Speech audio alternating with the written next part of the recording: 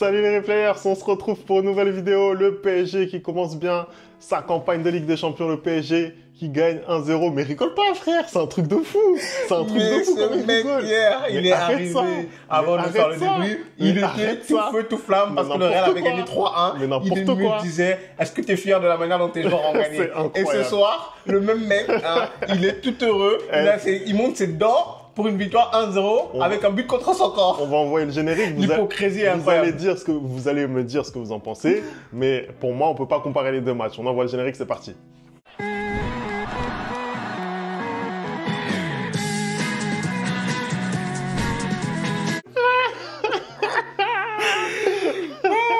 Comme a dit José, tout laisse.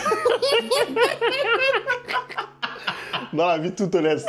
Mais là, ce qui s'est passé honnêtement ce soir, c'était un match compliqué pour le PSG, on va pas se mentir. Victoire sur le fil, victoire extrêmement chanceuse de par le scénario. Ce but de Nuno Mendes, je sais même pas d'ailleurs, je crois qu'il a même pas été c'est pas accordé à Nuno Mendes, c'est à Gazzaniga. Un CSC, il nous fait une arconada, le gardien de Gérone. Anderson, déjà, donne-moi ton ressenti sur le match.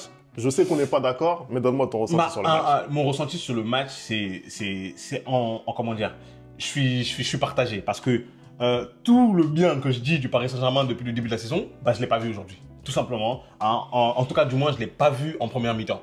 En première mi-temps, c'est le néant. Je pense que c'est le match le plus ennuyeux qui m'a été donné de voir depuis le début de la saison. Il y a vraiment rien qui se passe. On a un PSG totalement amorphe, un PSG qui ne joue pas avec ses qualités, un PSG qui, comment dire, est sur un faux rythme un peu, alors qu'ils avaient bien commencé le match. D'ailleurs, ça me permet de parler des choix de Luis Enrique. Tu me diras on a été surpris. Vous me direz ce que vous en pensez dans les commentaires. Mais moi, j'avais dit ici dans l'avant-match que Luis Enrique, faut pas le prendre au mot. Luis Enrique, il te sort une compo type pendant les premiers matchs de la saison. Et là, tout de suite, il décide de trancher dans le vif. Moi, personnellement, c'est pas du tout le milieu de terrain auquel je m'attendais. On a retrouvé le milieu de terrain de l'an passé, donc avec Fabian Ruiz, avec Warren Zaïre-Emery, avec Vitinha, alors que ces deux derniers, justement, étaient incertains, donc pas à 100%. Pourtant, il les titularise les deux.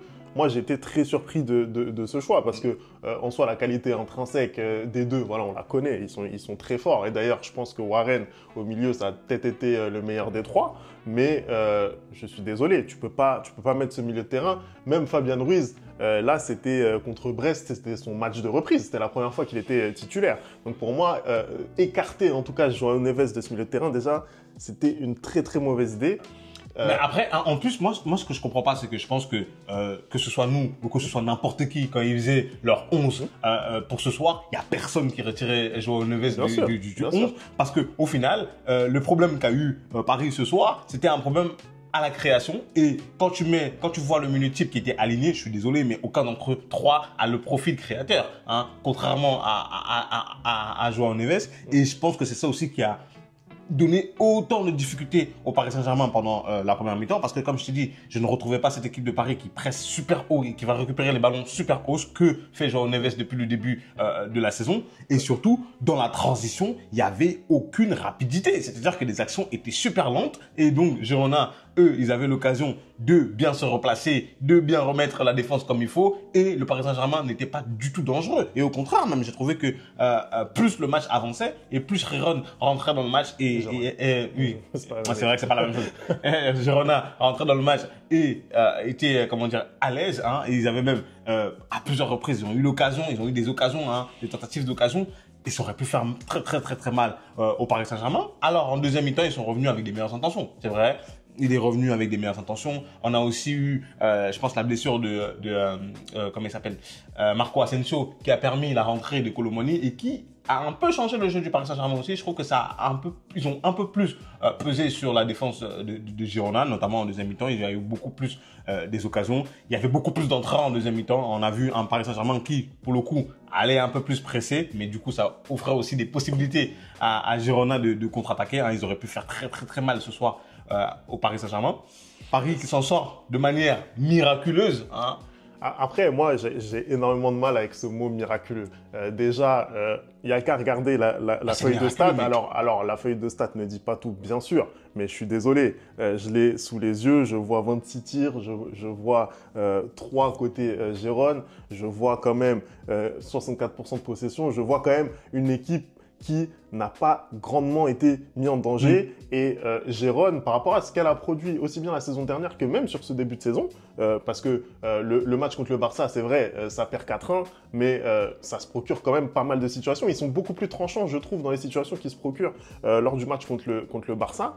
Et là, aujourd'hui, je trouve, par rapport au fait que le PSG n'était pas dans un grand soir, on va pas se mentir, bah, ils auraient dû, pour moi, être beaucoup plus dangereux. Le moment où ils ont été le plus tranchants, pour moi, c'est en tout début de deuxième période. C'est là où ils ont eu 2 ou 3 occasions coup sur coup. Ouais. C'est là, pour moi, ils ont été tranchants. Mais ça, pour moi, je ne l'ai pas assez vu de la part de Gérone sur l'ensemble du match. Et c'est ça qui me fait dire que le PSG, alors oui, tu as parlé de la production offensive, tu as parlé des difficultés du PSG au pressing, parce que depuis le début de saison, c'est le contre-pressing qui est très fort côté parisien. Mais ce pressing, quand Gérone est en phase de possession, bah, il n'a pas été bon. Du coup, Gérone peut s'installer, Gérone peut faire tourner le ballon. On a vu plusieurs phases d'opposition de la part de Gérone de plus de 1 minute, 2 minutes. Donc ça a été le gros problème.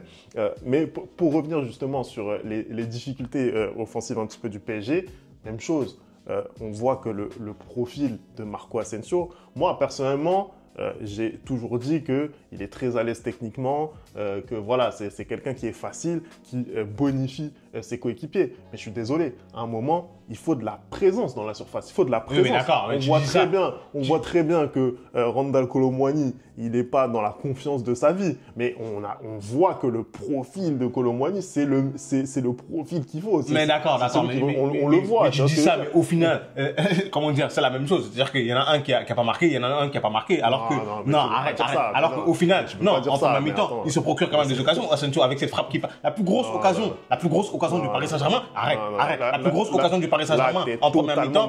Non, la plus grosse, laisse-moi finir. La plus grosse occasion du Paris Saint-Germain en première mi-temps, elle vient de Marco Asensio. Mais t'es en train de m'expliquer que le match de Asensio et le match de Kolo Muani, c'est kiff-kiff. Je dis pas que c'est kiff-kiff, arrête. Je dis pas que c'est kiff-kiff. Mais là, t'es en train de le faire comme si. Non, en fait, tu vois, là, ce que tu fais, c'est hypocrite. Parce que t'es en train de le faire comme si. Non, tu prends Asensio, tu dis que le match qu'il fait aujourd'hui montre bien qu'on devrait donner plus sa chance à Kolo Muani. C'est pas ce que j'ai dit. C'est pas ce que j'ai dit. Parce que Kolo Muani, il a joué. J'ai parlé exactement de la même chose. Je l'avais dit contre Brest. Je réitère aujourd'hui. J'ai dit le profil de Marco Asensio par rapport à une équipe, voilà, qui est quand même très regroupée, qui est malgré tout est très peu sortie par rapport à ce qu'ils avaient les moyens de faire, je trouve. Il fallait quelqu'un qui pèse beaucoup plus. On va clore le débat là-dessus. Alors moi, j'en veux qu'on repart du match. Personnellement, j'ai trouvé qu'il y avait énormément de joueurs parisiens, notamment mon poulain qui n'était pas en forme ce soir, Barcola. J'ai trouvé qu'il était son deuxième match assez compliqué après le match de Brest, même si Dembélé avait été un joueur d'équipe et lui avait donné le ballon, peut-être qu'on aurait un tout autre discours là tout de suite. Mais j'ai trouvé qu'il était un peu plus en difficulté que son début de saison. Après moi, Barcola, bien sûr qu'il a été en difficulté et que c'est pas le Barcola qu'on a connu depuis le début de saison jusqu'à la trêve internationale. Après, encore une fois, dans les efforts, et ça compte énormément dans un match comme ça. Quand on voit Barcola, moi je le vois faire des courses de 30 mètres pour revenir. Ça fait une grosse différence. On va dire encore que voilà, je cherche des... Ça change. Non, on va pas parler. On va juste dire ça change. Voilà, tout simplement. Mais pour moi, pour le coup, ça fait vraiment une différence parce que non seulement ça évite des contre-attaques de l'adversaire, mais en plus, ses coéquipiers se sont galvanisés, ses coéquipiers à côté se disent « Ok, il faut qu'on essaye de récupérer le ballon. » Et quand on voit la difficulté qu'on a eu dans ce match à pouvoir récupérer les ballons, on se dit qu'un joueur comme Barcola, ça sert toujours et il fait toujours cet effort même quand il est moins bien. Et là, en l'occurrence, c'est la deuxième fois d'affilée, tu viens de le dire, qu'il est moins bien. On va parler du match de Dembélé maintenant. Parce que Ousmane Dembélé aussi, là, il y a un énorme sujet. Ousmane Dembélé, et à juste titre d'ailleurs, il reçoit énormément de louanges depuis le début de saison parce qu'il est beaucoup plus clinique dans la surface, beaucoup plus calme. Mais aujourd'hui, on a vu tout ce qu'on n'a pas envie de voir de Dembélé parce qu'on peut parler de l'occasion manquée. Ça, c'est n'importe quoi. Moi, personnellement, hormis, on va pas être d'accord là-dessus, mais je suis désolé, hormis l'occasion ratée, c'est encore le type de joueur, hein, Dembélé, moi, c'est le joueur, et il lui manque la finition. Mais en attaque, c'est forcément lui qui provoque tout le temps. Oui. Parce qu'aujourd'hui encore, même avec son occasion ratée, c'est lui qui essaye. C'est lui qui met des frappes, c'est lui qui fait des crochets, c'est lui qui va chercher des ballons, c'est lui qui va faire des 1 contre 1, c'est lui qui va faire des 1 contre 2, et il n'a pas peur, et il essaye, il se procure des occasions. Aujourd'hui, le problème de Dembélé, hein, et il faut vraiment qu'il travaille ça à l'entraînement, c'est la finition. C'est la finition. Mais justement, je pense que c'est là où on n'est pas d'accord, parce que sur ce match, encore une fois, bien sûr, encore une fois, il y a l'occasion manquée, mais moi, ce qui m'a énervé, c'est que les décisions prises ne sont pas les bonnes sur ce match-là. Sur ce match-là, en fait, il a surjoué. Il a surjoué, tout simplement. Il a essayé de trop dribbler, de faire des différences individuelles qu'il ne devait pas faire, tu vois. Pour moi, Dembélé, vraiment, ce que j'aime bien avec lui, c'est que il est plutôt altruiste, généralement, tu vois. C'est quelqu'un qui n'oublie pas ses coéquipiers, qui fait globalement la passe quand il doit faire la passe. Mais c'est vrai que ce soir, plus que la finition, parce qu'il a quand même eu certaines frappes cadrées, il y a eu notamment cette barre transversale. Barre transversale. On sait même pas, j'ai même pas très bien vu si c'était la claquette du gardien. Je pense que c'est l'équerre qu'il la met sur la barre. Mais en tout cas, voilà, c'était une occasion très chaude. Il a eu encore deux ou trois autres frappes cadrées, mais vraiment ce soir, pour moi, c'est les mauvais choix et qui, se traduisent par cette occasion manquée. Mais je ne comprends pas du tout. En fait, soit tu tires, soit tu donnes le ballon. Hein. Le fait de porter le ballon comme ça pendant je ne sais pas combien de mètres et au final permettre aux défenseurs de Girona de revenir sur toi et comment dire, t'enlever le ballon sans faire faute, c'est n'importe quoi. C'est une erreur professionnelle. Dembélé, toi qui fais du football professionnel depuis je ne sais pas combien d'années, hein. En fait, c'est ce que je te disais hier sur le match du Real, par exemple. La passe que Rodrigo fait. Quand le match est difficile comme ça, quand il est compliqué comme ça, faut être un joueur d'équipe en fait. Faut pas penser personnel à je vais sauver l'équipe tout seul. Non, tu fais la passe en retrait, vous mettez 1-0 et le match devient beaucoup plus facile pour vous. Regarde quand ils ont mis 1-0, comment Girona a beaucoup plus attaqué et du coup ils avaient des occasions. Tu vois ce que je veux dire? Et c'est ce genre de joueur dont tu as besoin pour aller loin dans les compétitions. Après tout à l'heure, je n'étais pas d'accord avec le mot miraculé, mais je suis désolé aujourd'hui. Avant le but contre son camp à la 90e minute, Paris ça allait être compliqué pour le Paris Saint-Germain. Ils allaient sortir de ce match avec un match nul, hein, à domicile. Et ce but-là, venu de nulle part, sorti de nulle part un peu, sonne comme une bénédiction parce qu'au final, tu te retrouves parmi le top des équipes et tu as gagné un match à domicile. Alors que si tu n'avais pas gagné, ça peut mettre le doute dans ta tête et les prochaines échéances à venir, tu commences à paniquer. Et c'est en ça que moi j'ai dit que le match est miraculé. C'est pas tant par le fait que le Paris Saint-Germain a totalement dominé la deuxième mi-temps et qu'il méritait sûrement de marquer ce but-là. Non, c'est que la physionomie du match fait que le match était presque terminé. Il y avait 0-0. Tu allais te lancer dans une campagne, européenne de la mauvaise manière et ça allait être beaucoup trop compliqué pour toi et tu as un but contre son camp qui vient sur la seule erreur que le gardien adverse a fait de la rencontre et c'est en ça pour moi c'est un miracle pour le Paris Saint-Germain de s'en sortir de cette manière-là. Non, c'est vrai, c'est bien argumenté. Moi je disais ça par rapport à la physionomie du match, mais c'est vrai que quand tu regardes la façon dont ça se termine, tu es obligé de constater que la réussite vient de ton côté, donc on va pas s'en plaindre. Je voudrais que tu me dises, Anderson, ce que tu as pensé de la prestation de Safonov parce qu'on l'attendait, c'était c'était la petite attraction du match. Qu'est-ce que tu en as pensé, toi, sur le peu qu'on l'a vu? Franchement, moi j'ai été surpris. Hein. Je pense qu'il y a beaucoup de gens, moi le premier, qui étaient inquiets par rapport à l'absence de Donnarumma. Je trouvais qu'il a fait de bonnes sorties quand il fallait faire de bonnes sorties. Il a fait des bons arrêts quand il fallait faire des bons arrêts. Il a notamment cette frappe un peu vicieuse de la tête, je crois, de Girona et il vient mettre sa main juste avant que l'attaquant, comment il s'appelle, que Stuani mette le pied. J'ai trouvé que c'était un gardien sûr, finalement. J'ai trouvé que sur sa ligne, même tu avais parlé de son jeu au pied. Au final, ce soir, moi, j'ai trouvé qu'il a été très, très bon dans le jeu au pied. C'est-à-dire qu'à chaque fois, il faisait des bonnes relances. Il n'était pas paniqué. Hein, il était assez serein. J'ai pas grand-chose à lui reprocher ce soir. Franchement, ça pouvait être un match assez compliqué pour lui. Il n'y a pas grand monde côté supporter parisien qui avait confiance en lui. Mais au final aussi, le Paris Saint-Germain a concédé tellement peu d'occasions que tu peux pas vraiment juger, mais à chaque fois qu'il a dû intervenir, il a été rassurant pour moi. Et je trouve que même au-delà de lui, je trouve que la défense entière du Paris Saint-Germain ce soir a été très très bonne, notamment Achraf Hakimi qui s'est procuré énormément d'occasions. Justement, moi sur Achraf Hakimi, déjà j'avais été assez critique sur lui l'année dernière. sur ce match-là, pareil, je trouve que voilà, il y a des attitudes qui sont pas bonnes. Achraf Hakimi, quand même, c'est un des capitaines du PSG, il faut le rappeler. Hein, c'est quelqu'un qui a un statut très important dans l'effectif. Des fois, je le vois faire des choses. Honnêtement, je me dis, c'est pas le rôle d'un leader. Je suis désolé. Par exemple, quand tu prends le coup franc à Lee Kang-in, le coup franc est beaucoup mieux placé pour un gaucher. Tu prends la frappe, tu sais très bien qu'en plus, tu sais très bien en plus, parce que Achraf, il est bon. Ça, il en a déjà mis des comme ça. Il est bon sur coup franc, mais il est bon sur des coups francs qui sont plutôt entre. Non, je suis pas d'accord. C'est pas l'année dernière, il a mis le même coup franc un peu plus loin, à droite aussi. Il est beaucoup plus loin. Ouais. Et lui, c'est justement des frappes à mi-distance. T'as ça, t'as des comportements où il va pas forcément aller chercher le ballon, t'as des comportements où il veut pas lâcher. C'est compliqué, je trouve, Achraf Hakimi sur ce match offensivement par rapport à toutes les situations qu'il a eues. Je trouve que c'était pas tip top. Après, je suis d'accord avec toi. La défense, globalement, elle a fait un bon match. Pacho aussi, on l'attendait sur un match de cette importance. Il a répondu présent. Après, c'était pas non plus une adversité folle en attaque, mais voilà, pour un premier match de Ligue des Champions au Parc des Princes, il y avait de la pression, il fallait absolument gagner. C'était un bon match pour lui, je trouve. Bah après, pour moi, clairement, il y a au-delà de la manière dont le Paris Saint-Germain a joué, je pense que ce qu'il faut surtout retenir, c'est la victoire. Et ce qu'il faut surtout prendre ce soir, c'est la victoire.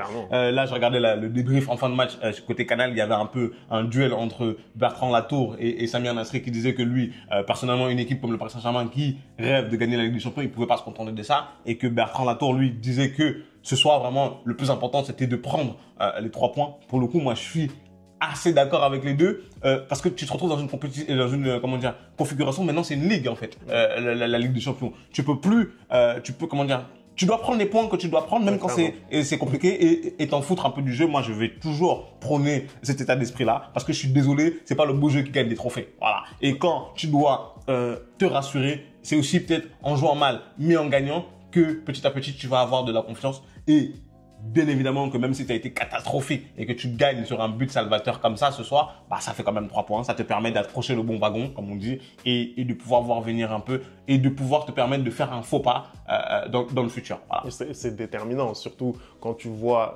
le calendrier qui attend le PSG. Le prochain match, c'est face à Arsenal. D'ailleurs, je trouve que dans l'enchaînement des matchs, on a plutôt été chanceux. On prend Manchester City, je crois, dans les dernières journées. Je crois que c'est à la dernière journée d'ailleurs. Voilà, je trouve qu'on est plutôt avantageux. On a grosso modo un fort, un faible, enfin un faible, un fort. Donc voilà, c'est plutôt pas mal. Là, je disais justement, le prochain match c'est face à Arsenal, ça va être un énorme test. Mais aller à Arsenal avec un match nul ou une défaite face à Gérone, c'est pas la même chose que d'y aller avec une victoire. C'est pas la même chose. Donc là, effectivement, ça fait du bien. En tout cas, voilà, je pense qu'on a fait le tour. C'était J'ai envie de terminer. Est-ce que tu as un homme du match ce soir, hein? Homme du match, honnêtement, moi j'ai envie de mettre en valeur Warren Zaïre-Emery parce que c'est le plus contesté des milieux de terrain, je trouve, actuellement. Bon, contesté, j'exagère un peu, mais en tout cas... je pense qu'il y a eu un message très clair quand même ce soir de Luis Enrique. Hein. Je pense que c'est peut-être ta prédiction sur le fait qu'il va peut-être être sur le banc en fin de saison. Voilà. Mais moi, honnêtement, j'espère clairement me tromper sur la prédiction parce que j'adore ce joueur. Je trouve qu'il est incroyable. Physiquement, ce qu'il arrive à proposer, c'est vraiment fou, je trouve, pour son gabarit. Et ce soir, voilà, offensivement, on a retrouvé un Warren tranchant. On a retrouvé un Warren avec de la créativité. On a retrouvé un Warren qui prend des initiatives. On l'a vu notamment sur cette frappe qui aurait mérité sans doute un meilleur sort. Parce que direct, si ça marque, c'est pas forcément le même match. Bref, c'était du bon Warren, moi j'ai trouvé. Je sais pas ce que tu en as pensé, mais c'était du bon. Je suis assez d'accord avec toi. Hein, je pense qu'on va terminer là-dessus. Je pense qu'il n'y a pas besoin d'épiloguer sur ce match vraiment ennuyeux. Merci le Paris Saint-Germain. Hier soir, j'ai passé une très très bonne soirée en termes d'émotion. Et ben ce soir, c'était ennuyeux. Merci. Tu peux toujours compter sur Paris pour te régaler en Ligue des Champions. Voilà. Allez, merci d'avoir regardé cette vidéo. On n'oublie pas les bonnes habitudes, @le replay foot. Et nous, on se retrouve très très vite pour une nouvelle vidéo. Ciao.